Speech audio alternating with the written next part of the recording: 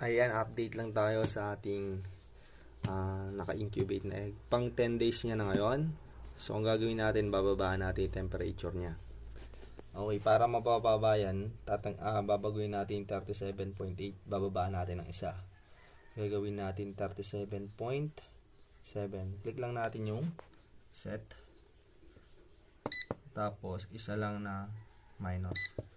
Ayan, so goods na yan. Click lang natin yung set para hindi na siya hanggang sa hindi na kumindat.